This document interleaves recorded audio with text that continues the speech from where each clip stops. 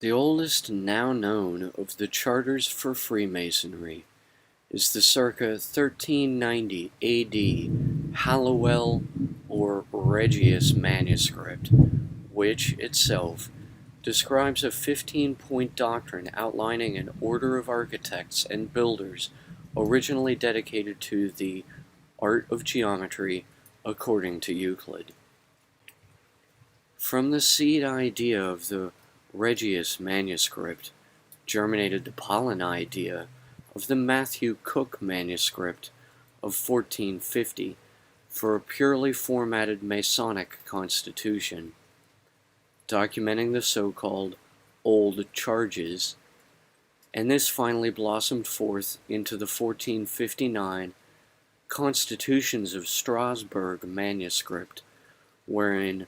are all the fundamental statutes, articles, and items requisite to begin the practice of this secular, craft, guild-oriented moral system. The Lodge of Edinburgh, Mary's Chapel, number 1 in Scotland, was established in 1598 and is thought to be the oldest Freemasonic lodge. The collector for the port of Pennsylvania, John Moore, wrote of attending Masonic lodges there as early as 1715. The first Grand Lodge, the Grand Lodge of London and Westminster, later called the Premier Grand Lodge of England, GLE, was founded on June 24, 1717, when 4 existing London lodges met for a joint dinner and appointed their first Grand Master, Anthony Sayer.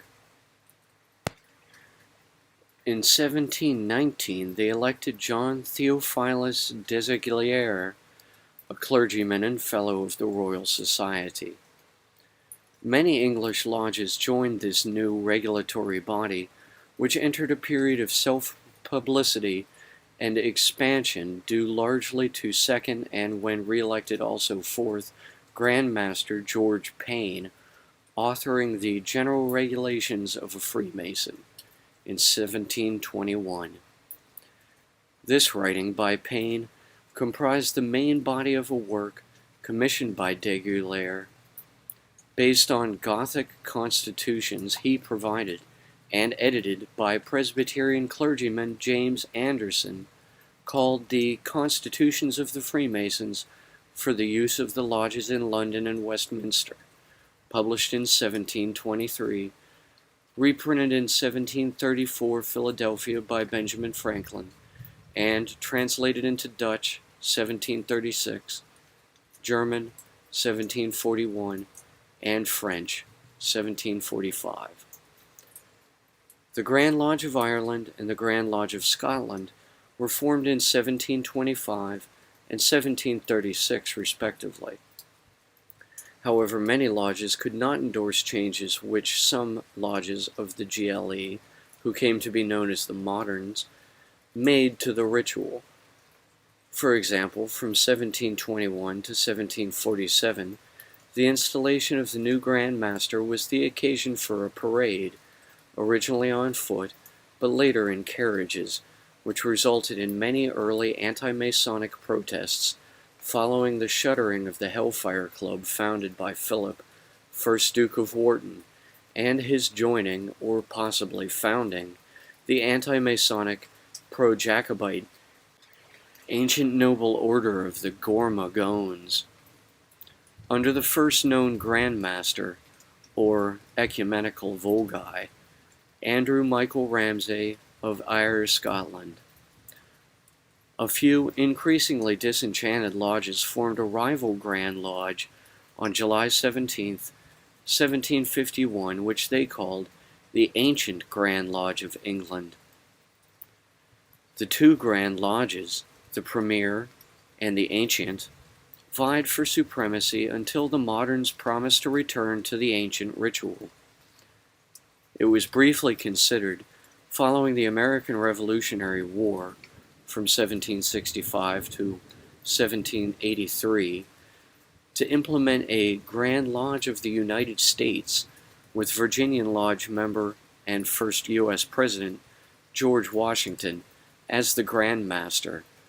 but this plan was generally agreed too intrusive onto the powers of the various independent state lodges. Next, Freemasonry spread to France from the 1720s, first as lodges of expatriates and exiled Jacobites, and then as distinctly French lodges, which still follow the ritual of the moderns. The Grand Loge de France formed under the grand mastership of the Duke of Clermont, who exercised only nominal authority. His successor, the Duke of Orleans, reconstituted the central body as the Grand Orient de France in 1773. In 1784, an African American named Prince Hall,